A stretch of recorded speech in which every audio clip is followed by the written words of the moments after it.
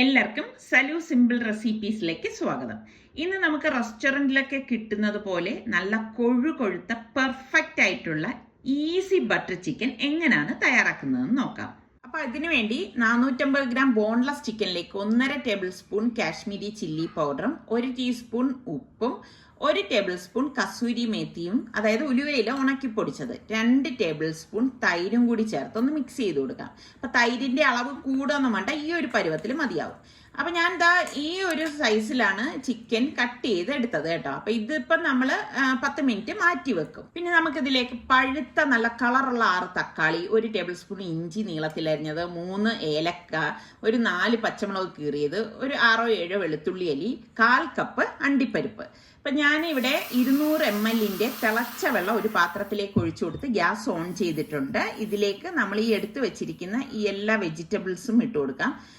ഇട്ട് കൊടുത്ത ശേഷം നമുക്കിതിലേക്ക് എടുത്തു വെച്ചിരിക്കുന്ന 1/4 കപ്പ് അണ്ടിപ്പരിപ്പും കൂടി ചേർത്ത് കൊടുത്ത് പാകത്തിനുള്ള ഉപ്പും ഇട്ട് ഇത് അടച്ചു വെച്ചൊന്ന് വേവിച്ചെടുക്കാം. അതായത് ആ തക്കാളിയുടെ തോല് വിട്ട് വരുന്ന ആ ഒരു പരുവം വരെ വെന്താൽ മതി. ഓവറായിട്ട് കുക്കാവേണ്ട ആവശ്യമില്ല.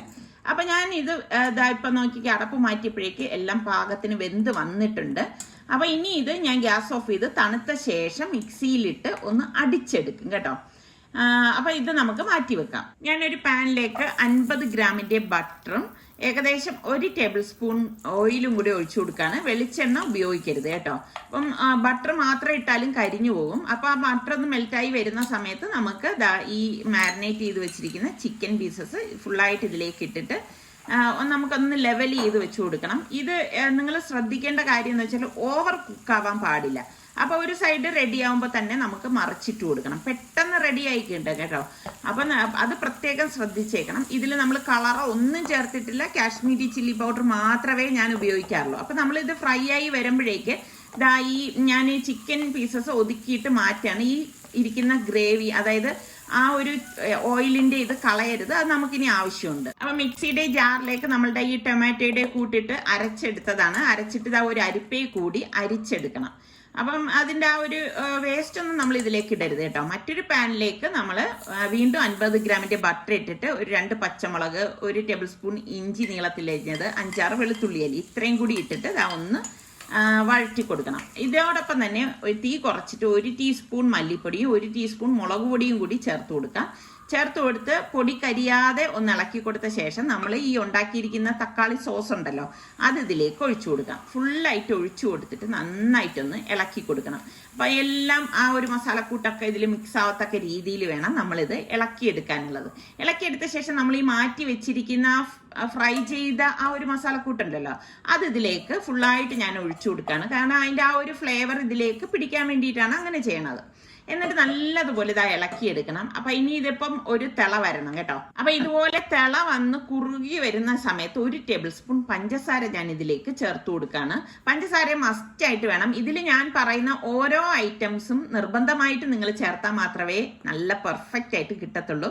200 ml ഫ്രഷ് ക്രീമും കൂടി ഒഴിച്ചു കൊടുക്കണം. ഒഴിച്ചു കൊടുത്ത് നല്ലതുപോലെ ഇളക്കണം. ഇനി ഇത് നല്ലതുപോലെ വീണ്ടും ഒന്ന് തിളയ്ക്കുന്ന സമയത്ത് നമ്മൾ ഈ ഫ്രൈ ചെയ്ത് വെച്ചിരിക്കുന്ന ചിക്കൻ പീസസ് നമുക്ക് ഇതിലേക്ക് ഇട്ട് കൊടുക്കാം.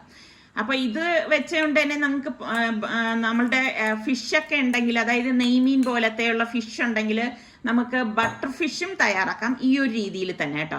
ഇതിപ്പോൾ നല്ലതുപോലെ ഒന്ന് ഇളക്കിയെടുക്കണം. ശരിക്കും നല്ല ഒരു മണം വരുവാണ് കേട്ടോ. നമ്മൾ ഈ റെസ്റ്റോറൻറ്റിൽ നിന്നൊക്കെ കഴിക്കുന്ന അതേ മണം തന്നെയാണ് ഇതിന് വരുന്നത്. അപ്പം ഞാൻ കുറച്ച് കസൂരി മേത്തി ഇതിന് മീതെ ഇതുപോലെ ഒന്ന് ഇട്ട് കൊടുക്കുകയാണ്. എന്നിട്ട് ഇതെല്ലാം കൂട്ടിയിട്ട് നന്നായിട്ടൊന്ന് തിളച്ച് നല്ല കുറുകി വന്നിട്ടുണ്ട്. അപ്പം ഇത് ഇനിയിപ്പോൾ ഒരു സെർവിങ് ബൗളിലേക്ക് മാറ്റുവാണ്. അപ്പൊ നമ്മളുടെ ഈ ചാനൽ സബ്സ്ക്രൈബ് ചെയ്യാതെ കാണുന്ന ആരെങ്കിലും ഒക്കെ ഉണ്ടെങ്കിൽ നിങ്ങൾക്ക് നമ്മളുടെ ചാനൽ ഇഷ്ടപ്പെട്ടാൽ സബ്സ്ക്രൈബ് ചെയ്യാനും ലിങ്ക് ഷെയർ ചെയ്യാനും ഒന്നും മറന്നു വരുതേ. അപ്പൊ ഞാനിത് സെർവ് ചെയ്യുന്ന ബൗളിലേക്ക് മാറ്റിയിട്ട് കുറച്ച് ഫ്രഷ് ക്രീമും കുറച്ച് പച്ചമുളകും കൂടി ഇട്ട് അതുപോലെ തന്നെ കസൂരി മേത്തിയും അതിന് സെന്ററിലേക്ക് ബട്ടറും കൂടി വെച്ച് ഗാർണിഷ് ചെയ്യാണ്. അടിപൊളി പെർഫെക്റ്റ് ബട്ടർ ചിക്കൻ ഇവിടെ റെഡി ആയിട്ടുണ്ട്. അടുത്ത നല്ല റെസിപ്പിയുമായി വരാം. അതുവരയ്ക്കും എല്ലാവർക്കും ബൈ.